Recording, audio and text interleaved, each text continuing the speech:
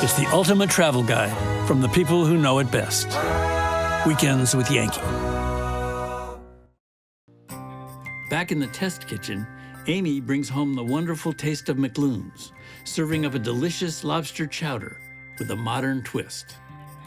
So every time I go to McLoons, I get so inspired with lobster. I fall a little bit in love with it all over again. So now that I'm back in my kitchen, I decided to come up with a new way of doing lobster chowder, a little bit modern, but still very recognizable. So let me take you through it. So I'm starting with some bacon. Bacon makes everything taste better.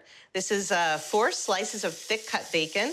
I'm just gonna put them in my Dutch oven and get them started browning. I'm gonna render the fat. We're gonna use that fat to cook the other ingredients.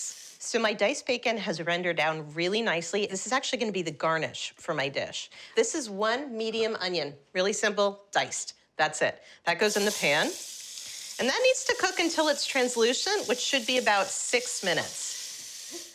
And now I'm gonna add my tomato and add their juice as well, because that adds some nice flavor and color to the dish. Now the broth starts with the cooking liquid, the water that we cook the lobsters in, but we're gonna actually put the shells back in there and cook them for 15 minutes. It will give you a really nice, intense lobster flavor. So you just lay the lobster tail on its side, and you use your hands, just press down like that with a little bit of force, just kind of breaks its hold on the meat, and then you can literally just kind of pull the shell off and pull the meat out. Okay, so now I'm going to remove all the meat from all the shells, and then we'll put these in the pot to enhance the broth, and we'll have our chowder. So it's been about 15 minutes, and you just want to strain out any bits of protein, obviously the shells, nice and steamy, and it smells so good. Now, saffron is a little bit fancy, but you only buy it in small amounts, so it doesn't have to be really expensive. That's about 2 pinches.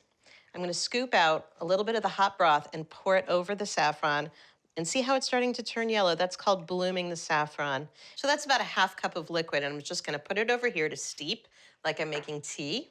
And meanwhile, the rest of the broth pours in with those yummy tomatoes and onions and bacon fat to make the base of the broth. So we're gonna add the potatoes, and as they cook, they break down a little bit. They add a little bit of starch to the broth, and it makes a natural thickener. So I'm gonna put these in by hand because that broth is hot and I don't wanna have a lot of splashing. Now these will need to cook for 15 to 20 minutes until they're tender. So now I'm going to add the saffron that I bloomed, and you'll see it's gonna turn a beautiful golden color. You wanna get every little bit of saffron thread in there because that's just more flavor. So we've got a 1.5 cups of corn. Now this can be fresh corn, but you know what? Frozen corn works fine. It's really sweet, so feel free to use frozen. And we've got our lobster meat. We're putting this at the end because we don't want to overcook it. We just want it to be warmed through. And look how nicely that thickens everything up. We've got a 1.5 cups of heavy cream. You can't make chowder without cream, in my opinion. I like it better than half and half. I like it better than milk. Some people use evaporated milk. I just like cream. And then a cup of white wine. This is another maybe modern adaptation, but it adds really wonderful depth of flavor. Now this is a Pinot Grigio. I like to cook with Pinot Grigio because it doesn't add too many oaky or really intensely fruity flavors. So I'm just gonna let this simmer for a 1/2 hour to let the flavors combine and intensify. Okay, it's been about a 1/2 hour. My chowder's ready and I cannot wait to taste it. So I'm just gonna bowl it up here. Okay. So now for our toppings, I want to do a mix of fresh chives. The bacon that we cooked earlier adds crunch and all-around deliciousness.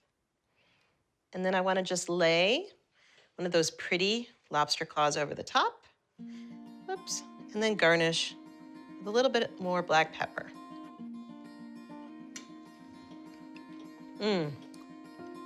It's so good. So if you can't get to McLoons, this is a great way to get the flavor of Maine at home. And for the full recipe, you can go to weekendswithyankee.com.